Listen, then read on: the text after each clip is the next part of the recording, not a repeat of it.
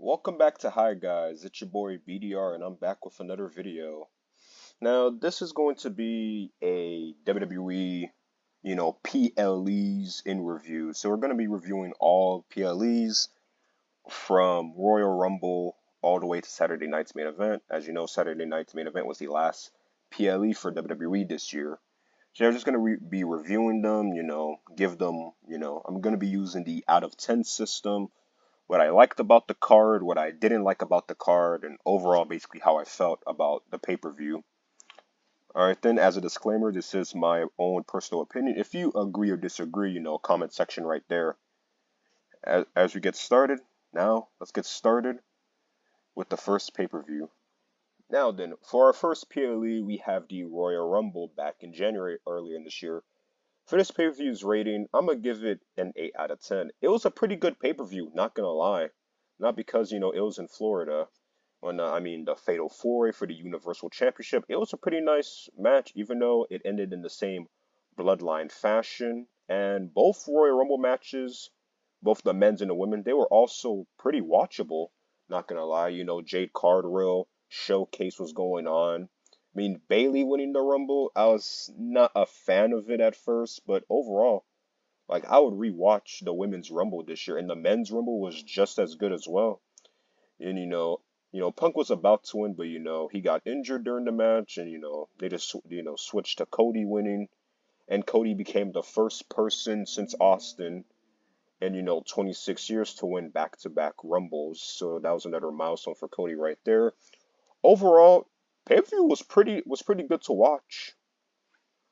Not gonna lie, pretty nice pay-per-view. I guess the only downsides were kind of the Fatal 4-Way ended in the same bloodline fashion. The usual interference. Bailey winning. Like I said, I wasn't a fan at first. Those are the two reasons why Royal Rumble doesn't get a 10. Overall, Royal Rumble this year was pretty nice. I can't wait to see what next year's Rumble is going to hold. Also, I hope that John Cena wins the Rumble. That's my pick. Alright, then let's move on to the next pay-per-view. For our next PLE, we have the Elimination Chamber. And I'm going to just give this rating. It was a 4 out of 10. The pay-per-view was ass, not going to lie. It's bad enough that, that niggas have to wake up at 4 in the morning to watch this, 5 in the morning to watch this. Just for the card to be like that, I don't think a Rock appearance would have saved the pay-per-view. But it's just damn, the card was just overly predictable. That's the thing. It's not a good pay-per-view when your card is overly predictable, and now you really have to make sure that the matches carry. Outside of the men's chamber, everything else was just predictable. Rhea versus Nia in the main event. I like both of them at the time, but that match was just it's pretty obvious that Rhea was gonna retain. It just felt what was the point of staying up at 5 a.m. to watch the pay-per-view? Didn't like the pay-per-view. And so far, this may be a hot take. There has not been a single Australian WWE pay-per-view that was worth waking up at 5 and 6 in the morning. There hasn't been none, not a single one, in my personal opinion. I said, Elimination Chamber, it was just ass this year. The only good thing about it was the men's chamber with McIntyre winning. But overall, yeah, predictable ass pay-per-view. It wasn't even good predictable. It was kind of eh. I could have just stayed in bed and I would have just gotten all the predictions correct. That's the type of pay-per-view Elimination Chamber was this year. Alright then, let's move on to the next pay-per-view / And now then, it is time for the show of shows, the two-night spectacle, WrestleMania 40, Night 1. Now for this rate, I'm gonna give it a 9 out of 10. This pay-per-view had me on my feet from beginning to end. Because it's the match had a hype opener in Becky versus Rhea. Most people were expecting Becky to just straight up win. But it's just Rhea hit a riptide, then an avalanche riptide. It's just that opening match between Becky and Rhea, it was great. The tag team ladder match, that one was also another perfect match as well. Like Roman, Rock, Seth, Cody, that was like a top 10 tag match. A top 10 tag match WWE has produced, not gonna lie. And it's not, and like I'm not even using my bias towards The Rock. The Rock is my favorite wrestler, but he has really shown that he could still go in the ring, which is funny because I remember back in January, February, all these fans were just like, "Oh, The Rock is gassed. He can't go in the ring anymore." He has proven that the dude can still go. And the funniest thing about it, these same people that were saying that, they want The Rock back for next year. These same niggas want Rock and Cody next year. But earlier in the year, they were like, "Oh, Rock can't go in the ring." Like, fuck up, bruh. Like, The Rock can still go. Don't you think that the dude was training? But enough about that. The tag team match was good. Like, the ending with The Rock pinning Cody really set the tone for the next night. Gunther versus Sammy was another 10 out of 10 match. It was just night one. The reason why it gets a 9 out of 10 because it's like Jay and Jimmy fucking stunk up the joint. Like like Jimmy just looks weird with his shirt off, not gonna lie. Put your shirt back on. Like me and Fransisco were literally staring, we're literally yelling at the TV. Put your shirt back on. It was just that match was just a stinker. And it was like probably like the third most hyped match on the card. Jimmy versus Jay. That match just fucking stunk. But yeah, guys, night one of Mania, it was just amazing, complete 9 out of 10 pay-per-view. It's just Jimmy and Jay stunk up the joint. Alright, then let's move on to the next PLE. Alright, guys, after like an amazing ass night one, we now have night two of Mania 40. So the pay-per-view kicks off with like an amazing opener. I mean, a straight up 10 out of 10 opener with Seth versus Drew. Like the match was good, when McIntyre Claymored Rollins. I mean, I'm thinking this is gonna be a squash match for sure. Like holy damn, Claymore right out the gate. The meme moment of Drew McIntyre tweeting during the match. It was just like the match was just amazing from start to finish. It ended up with McIntyre winning the belt off of Rollins. He finally gets his Mania moment in front of a live crowd. Then he had to like crawling onto the table like a perverted jungle cat, and basically did the whole suck it thing to Punk, and then Punk just literally dragged his leg and started beating him up and whatnot. Damian Priest shows up, cashes in, wins the championship over. I was just like, wow. That was like a 10 out of 10 opener. Throughout the card, we had the Prophets versus the Final Testament with, Bubba Ray Dudley. Get the tables moment. LA Knight, AJ Styles. It was a good match overall. Then we had, the triple threat between Owens, Orton, and Logan Paul. That was another, great match from Logan Paul. It really shows like people better stop disrespecting Logan Paul when it comes to wrestling. When it comes to WWE, the dude always puts on his A game. So yeah, then we had Bayley versus Io Sky, which is another good match, but I would much rather have, Owens, KO, and Orton be the co-main event. But I'm not discrediting them. Io and Bayley, they put on a good match. And finally, the main event, Reigns, Rhodes, Bloodline Rules. Match was cinematic from start to finish. Reigns hitting the crossroads. Not gonna lie, hot take. Roman hit the crossroads better than Cody has in his entire career. That's just a hot take right there. If you disagree, comment section right there. I just think he hit the crossroads better. Whatnot, bloodline interference as always. Then he had, Jay, Cena, Undertaker. They wanted Steve Austin, but Steve Austin was asking for a certain price. Then, Cody hit his crossroads. 1, 2, even before that, Seth Rollins pulled up in Shield gear with the chair, and Roman Reigns made the decision. Rollins or Cody, and he chose Rollins. Cody capitalized, hit the crossroads, 1, 2, 3. Cody dethroned, a reign of 1,300 plus days, and it was just amazing. So overall, my rating for Mania Night 2, not gonna lie, it was another 9 out of 10. Like Mania 40 really hit the mark this year. The reason why it didn't get the 10 out of 10 is just that, I wasn't feeling, LA Knight and Styles and Testament Profits match like that, but everything else was they cooked. So yeah, that's basically been it for Mania 40 Night 2. Now let's move on to the next PLE. All right then. So our pay-per-view after Mania was Backlash in France. For this rating, I'm gonna give it a 5.5 out of 10. It was alright, just nothing special.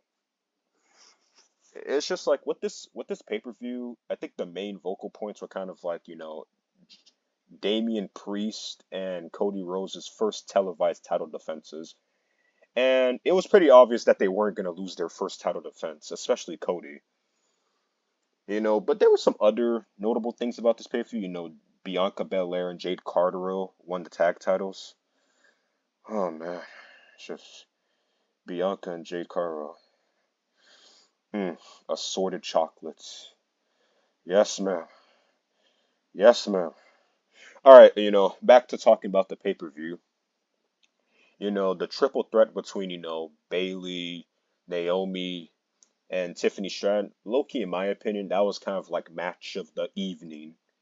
In my opinion, I was more hyped for that match than like both the world title matches. And, we saw the botched debut of, Tonga Loa. So yeah, overall, Backlash was Backlash was just nothing special. It was one of those pay-per-views where we need our world champions busy on the road, but it's pretty obvious that the championship isn't changing hands. That's what Backlash was. Aside from that one title change. All right, then, guys, let's move on to the next one. All right, then, for our next pay-per-view, we have King and Queen of the Ring. This pay-per-view's rating, I'm gonna give it a 5.5. This was another one where it's just like there was like a couple good matches on the card, and everything else was kind of like to me. Let's get started with like the vocal points of the match. The King and Queen matches. It was pretty obvious that Nia Jax was gonna win. I was happy that she won, but it was just kind of like you could have found a better opponent for Nia Jax to beat than Lyra Valkyria. Cause like, how the fuck was Lyra Valkyria gonna hit her finisher on big ass Nia Jax? I meant big. I meant big in a good way. Nia Jax. Oh man, yes ma'am. Yes ma'am. Oh, fuck man. Nice Samoan chocolate right there. But yeah, back to the pay-per-view.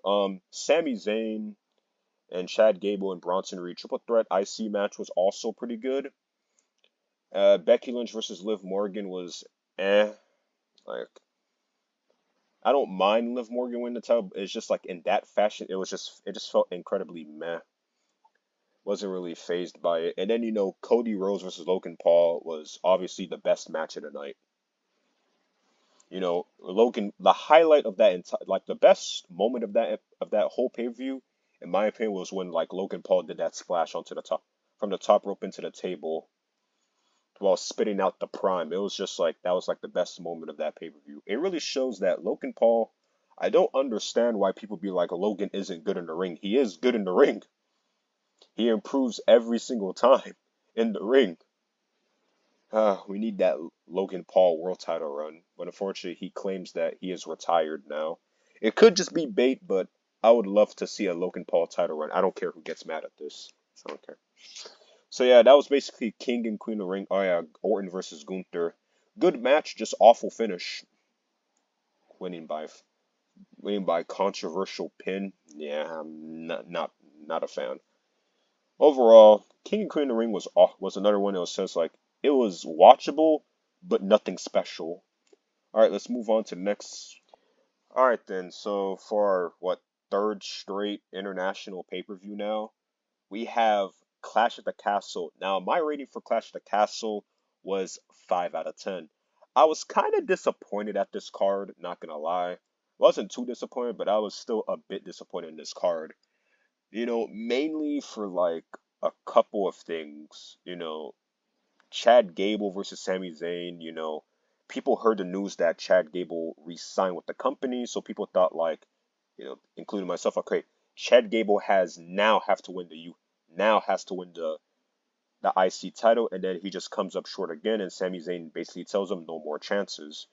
And mainly because it's like, you know, McIntyre lost in Scotland twice in a row now, which was kind of like disappointing. This is another person that, you know, re-signed earlier. So you're thinking like, okay, you know, after Mania and whatnot, you know, you thought like he was gonna have a proper title reign. You know, people thought that Damian Priest was gonna be a transitional champion for McIntyre, and you know, Punk interfered and cost McIntyre the match, and that's damn. McIntyre gets screwed again. And overall, I was just like McIntyre lost. I was more upset at like, you know, more disappointed that like McIntyre lost in his hometown for the second time in a row. So it's just like overall, it was like what Bailey versus Piper Niven. I mean, I like Piper Niven, but it was pretty obvious that she wasn't gonna win shit. I liked Unholy Union winning, and the I Quit match between AJ and Cody was a good opener. So yeah, overall, Clash at the Castle 2024, 5 out of 10. I like the Clash at the Castle 2022 more. Let's move on to the next PLE. Alright guys, so the next pay-per-view we have here is Money in the Bank. My rating for Money in the Bank is 3 out of 10. In my opinion, this was kind of like the worst pay-per-view this year. This pay-per-view low-key sucked ass. Like from start to finish for the most part. Because it's just like the opener, the men's Money in the Bank and whatnot. This men's Money in the Bank this year was the ultimate definition of how like the internet wrestling community, or IWC for short, will literally meat ride Triple H, even if he pulls a booking blunder. Still to this day, like when I saw Drew Claymore Jay out the ring and then climb and get the briefcase, I knew like, yeah, this year's Money in the Bank is fucked. Because we all know CM Punk is here. And at the time you had people, thinking that AJ was gonna come back and cost Drew. And it's just like I was looking at the TV like, oh damn, this year's money. We're gonna have a failed cash in this year, but people will literally sit there and be like, look at you in your face and be like, this was a good decision. There was no one in that Money in the Bank match that was gonna be a world champion this year. That says a lot about Triple H booking the roster than the roster itself. Like this pay-per-view was like the ultimate definition of like, you see, when a booker does a booking blunder, you know, they get their they get their heads aimed at. When it comes to Triple H booking blunders, it's just like, guys, chill. He's only had 2 years of no. This pay-per-view's booking was ass. Sami Zayn beating Braun Breaker. Sami Zayn beating Braun Breaker. That was another bad decision as well. It's like the only bright spot about this pay-per-view was like Tiffany winning. Because if anyone but Tiffany didn't win, oh damn, I was gonna give this pay-per-view a 1 out of 10. Like in my personal opinion, Money in the Bank completely was the worst pay-per-view. Worst pay-per-view, worst PLE this year. Overall, because the booking was straight up nonsensical in a sense. Yeah, Solo had to get the win, but overall, every time I just think about this pay-per-view, it's just like I just want to straight up rant. Good thing this video exists. And whatnot. It's just this pay-per-view completely sucked. And the way that you guys, that internet wrestling community, was just straight up defending it, like it wasn't as bad. There was no one in that men's Money in the Bank match that was gonna cash in. Like you could have had Mello hold it for you. Like what's wrong with having a young world champion?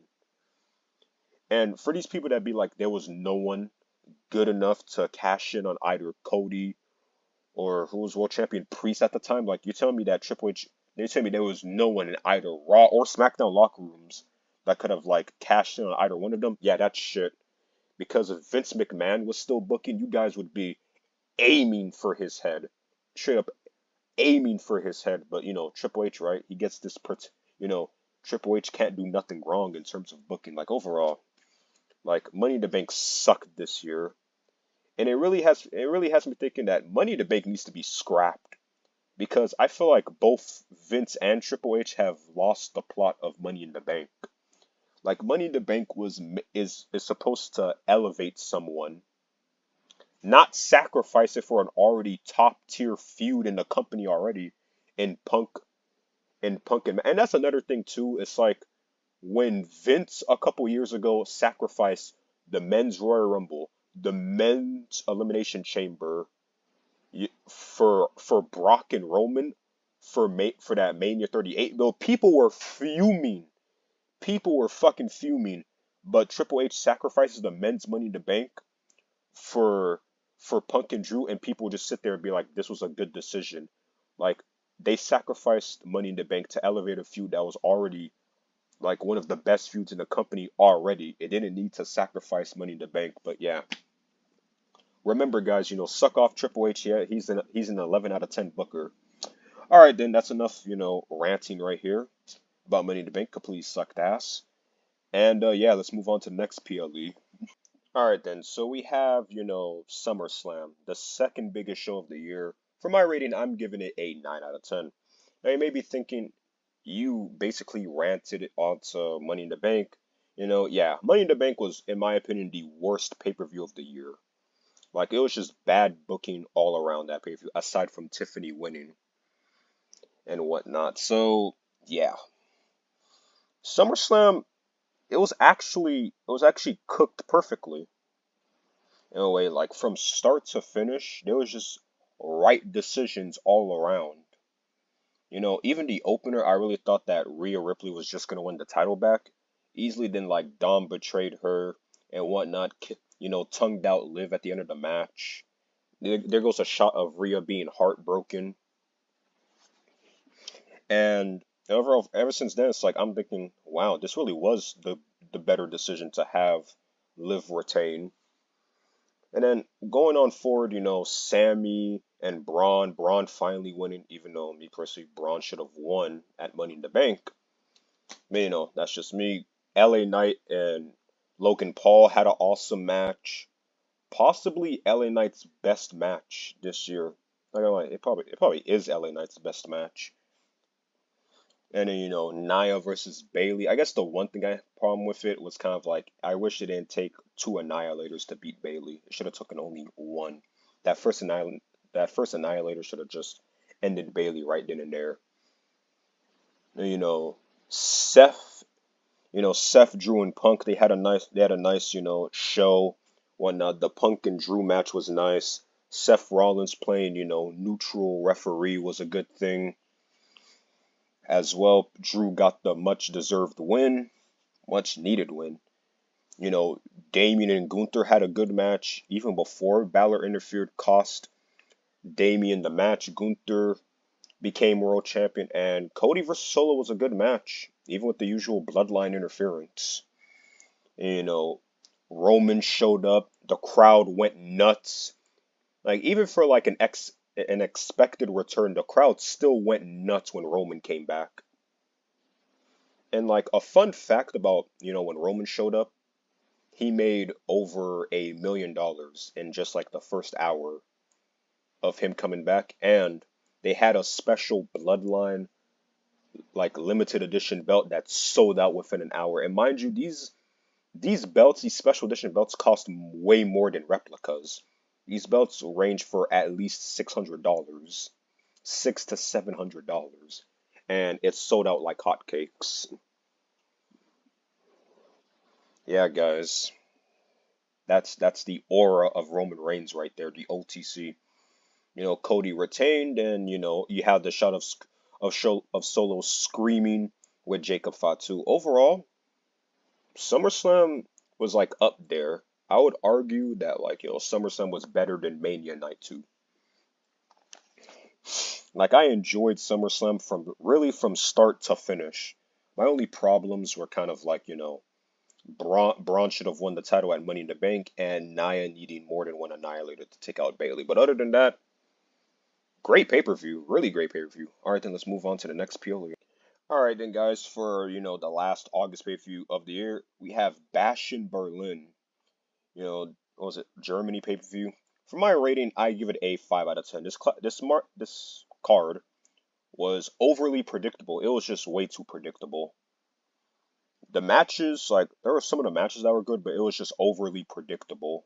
I almost wanted to give this a 4 out of 10, but Gunther and Orton, they delivered. So that kind of it's like everything was just predictable. It was just like, hmm, hmm, just it's just a mixed tag team match. It was obvious that Rhea and the Terror Twins were gonna get the win. On top of that, you know, Punk and Drew. It was pretty obvious that that Punk was gonna get the win after Drew won at SummerSlam, and Gunther and Orton. This was like what Gunther's first televised defense, and obviously the dude was not gonna lose to Orton. It was just like, had like two good matches and everything. But even then, it was kind of like everything. It was just an overly predictable card. Like you could literally skip this pay-per-view and still call the matches correctly while you're sleeping. That's how predictable, Bash in Berlin was. So yeah, that's pretty much it. Now let's move on to the next PLE. For our next PLE, we have Bad Blood, which returns after many, many, many years, over a decade. So yeah, for this rating, I'm going to give it a 7 out of 10. It was a good pay-per-view, but it obviously had its mistakes. Starting off, we had a 10 out of 10 opener between Punk and McIntyre at Hell in a Cell. It was perfect. It was absolutely perfect.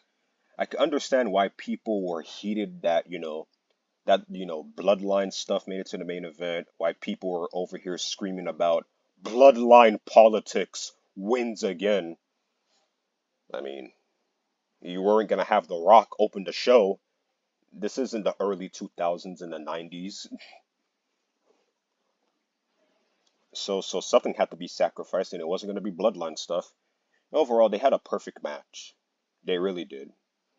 Like, from start to finish, everything was perfect. From the table spots to the bleeding, perfect. 10 out of 10 opener, and Punk finally winning the feud. The next up, we had, Bayley versus Nia, which was it lasted longer than what it should have been. I feel like Nia should have just won this with like should have just won this within like 5 to 7 minutes. Probably shorter, but not in like a squash type of way. Then we had Damian versus Finn. That match was just like that match had little to no hype going into it at all. Like it's almost like the bookers didn't give not one fuck about this match. Like little to no build up going into it. Damian Priest won. And then we got on to like possibly the worst thing about the pay-per-view, the Liv and Rhea match with Dominic in a shark cage. It looked like Rhea was about to win. Then Raquel, no Pop Rodriguez, comes out, disqualification, botched ending. And that was basically that match was literally Triple H telling the fans, yes, these two are gonna fight going into 2025. Deal with it. Rate my work 11 out of 10 as always. We could have ended this whole shitty Liv and Rhea feud, but nope. It has to be dragged out all the way until Mania 41. So guess what? Now Rhea is just gonna unfortunately win a Rumble or the #1 contenders women's chamber, and we're gonna see this match at Mania 41. Oh my fucking! It's just that Rhea and Liv match at Bad Blood was just was one of the definitions of like, you see what I mean? What Triple H can cook up ass, like burnt the kitchen with that one. And then the main event, the tag team match between Cody and Roman and Bloodline. It was pretty good. Jacob Fatu always impresses me in the ring. At the end, Jimmy pulled up and saved the day. The Rock showed up, and it was just anything for a Rock appearance. You know what I mean? And then he went on IG Live for 5 minutes. So yeah, overall, Bad Blood was a good pay-per-view. Alright then, let's move on to the next PLE. Alright then, for the last Saudi Arabia show this year, we have Crown Jewel, which introduced the whole champion versus champion for the Crown Jewel Championships. For this rating, I'm gonna just give it, 4.5 out of 10. I'm sorry, but this card, I didn't care for the most part. Like I cared more about King and Queen of the Ring because it was just like the thing about, they introduced the Crown Jewel Championships, at Bad Blood, which like no one cared about because it's just like, first of all, the belt isn't leaving Saudi Arabia, and then to make things worse, they just think that, oh, we're gonna have a ring, the winner will just get a ring, just like football and basketball. That doesn't help its case either. It's just like everyone knew whoever wins the championship is just gonna take like a photo shoot with it, and then it's just gonna go into the vault for next year's Crown Jewel event. And overall, I wasn't hyped. It was just like the opening match. What was it? Bloodline stuff. The Bloodline 6-man tag. It was just like it was good. Sami Zayn pulling up at the end. Like, it was a good opener. Then like the rest of the card, the women's Fatal 4-Way tag team match, it was good. Not gonna lie, but it wasn't enough to save this pay-per-view. Then we had, Liv and Nia. Like, I did not like the decision of like Liv winning. Overall, Nia should have won. I would die on that hill. Whatnot. And then, I mean, the US triple threat was good. But then again, it wasn't enough. And then Cody versus Gunther, it was just an example of Cody wins LOL. It was a Cody wins LOL. You could have literally gone to sleep and like, oh, Cody won. Okay. Who didn't think Cody was gonna win? It was just a predictable card, really. Overall, pretty pay-per-view. Alright then, let's move on to the next PLE. Alright then, so for our next PLE, we have Survivor Series War Games. Now for this rating, I'm going to give Survivor Series a 7 out of 10. This card, the reason why I'm giving it a 7 is because it's just like, the two things that I didn't really like about this pay-per-view were the entirety of the Women's War Games match and Nakamura beating LA Knight for the title. Now, it's just like, this card really, like the Women's War Games match just felt weak this year, and it was just another Rhea Ripley showcase. Like, the moment that Rhea Ripley got into the War Games match, she was just basically unstoppable. She was looking more dominant than like prime Hogan and Cena, and that's incredibly ridiculous. And the worst part about it is she pinned Liv. She pinned Liv. So that literally is Triple H telling you guys, yes, Rhea and Liv is still gonna go on going into next year. Like Bad Blood didn't tell us that already. So yeah, that's pretty much it. And also Nia Jax hit the weakest chair shots in human history. And Nakamura being the one to dethrone LA Knight, that was just a bad decision overall. It should have gone to either Melo or Andrade. Like, what did Nakamura do to like knock off LA Knight? All Nakamura has been doing is losing world title matches for the past 6 years. And yet, like, he comes back and he just beats LA Knight. Like, no. That honor should have gone to Melo or Andrade. Not washed as fuck Nakamura. But other than that, the triple threat match was kind of like my favorite match of the night. It was just, that was like real graps right there. That was a definition of this is wrestling. Like when Sheamus hit that bro kick, it's like everyone at home and at the arena thought, oh yeah, Sheamus is finally gonna hit his grand slam. Ah, damn, Sheamus was finally gonna do it, win the IC title, and then Kaiser, whatnot. Kaiser also did his shit in that match. It's like, yo, Kaiser IC title run next year, please. Like, give him his flowers. Then Braun Breaker hit the spears on both of them to retain the title. Overall, that's gotta be my favorite match of the night. Then we have the main event: the War Games, Punk and whatnot. They did their stuff. The whole time was kind of like, can Roman trust Punk? And whatnot, can Punk trust Roman? Overall, the match was pretty damn good, even with that save from CM Punk saving Roman from a tsunami from Bronson Reed. Like another awful thing about, an awful thing about this match is kind of like, ever since this match, Jimmy Uso, Tonga Loa, and I think Bronson Reed have all gotten injured from this match. Which is kind of like a grand shame and all things, since they're all injured. Where if we don't really know if they're gonna come back or not, probably soonish. But yeah, maybe it's time to retire War Games for a bit or make it its own pay-per-view. But overall, Survivor Series was pretty fun to watch. Just outside of those three things, you know, 7 out of 10, good pay-per-view. Now let's move on to the next pay-per-view. All right then. So we have our last pay-per-view of the calendar year, Saturday night's main event. So for this rating, I'm gonna give it a 6.5 out of 10. This match was another one that was kind of like mostly predictable card. Like it was kind of like, a bigger Raw and SmackDown. It didn't really feel much like a pay-per-view. It felt like, a house show, basically, just like a better looking house show. The opening, Sammy and Drew, it was a good match. Good thing that Drew won. Something told me going into this that, H would have Sami Zayn win. Then, Io Sky versus Liv Morgan. I'll give it props.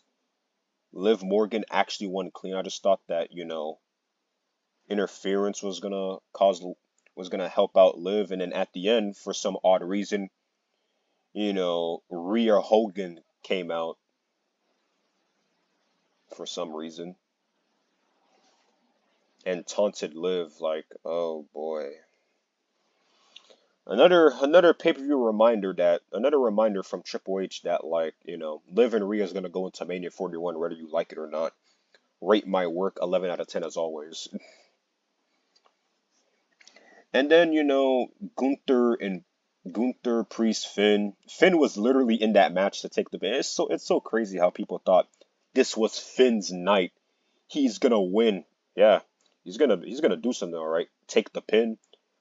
Gunther's confidence, is basically back. Whatnot. He put on one hell of a performance, showing people that he's not really a slouch of a world champion. And then, the U.S. women's finals, Chelsea Green won, which was, the better decision. I like Chelsea Green. The crowd went wild for Chelsea Green. And, the main event. Owens, Rhodes. Rhodes brought back the Winged Eagle. Looked nice on him. So like me personally, I don't want the Winged Eagle back. This current title that they had, it fits this modern era more than bringing back an OG title. And I don't want to see a modern version of the OG belt, but knowing WWE, they'll probably have a limited edition American Nightmare Winged Eagle belt for like $700 or $800 on their shop. That will sell out within an hour. Overall, it was a good match between them. Cody Rhodes using heelish tactics to win. And, retains. At the end, the best part about the show wasn't even aired live on pay-per-view. It was after. They showed it as like a post pay-per-view exclusive. Kevin Owens crashing out and then hitting Cody Rhodes with a pile driver and walking out with Winged Eagle. So yeah, obviously you're gonna have Cody come back and they're probably gonna do a rematch at the Rumble. Kevin Owens is gonna walk out with the Winged belt while Cody's gonna walk out with the Undisputed Championship. Who's the true Undisputed Champion. Overall, Saturday night's main event, it was cool, but nothing special. And that's pretty much been it for the 2024 WWE PLEs in review. Overall, these pay-per-views, they were okay. Obviously SummerSlam and Mania are gonna cook. But going into next year, I really hope that the booking is better. We see more on the card, and hopefully Triple H can like snap out of the 5 match pay-per-view card thing. Now I'm not asking for 8 matches for every pay-per-view, but like I feel like 6 is the perfect number. I just want him to snap out of the whole 5 match card thing. Make it 6 from now on. And overall, hopefully the booking is better going into next year. So yeah, guys, that's pretty much been it for this PLE in review video. Make sure to like, share, subscribe, and I'll probably do this again at the end of 2025 and onwards. And yeah, like, share, subscribe, ring the bell. Hi guys, out.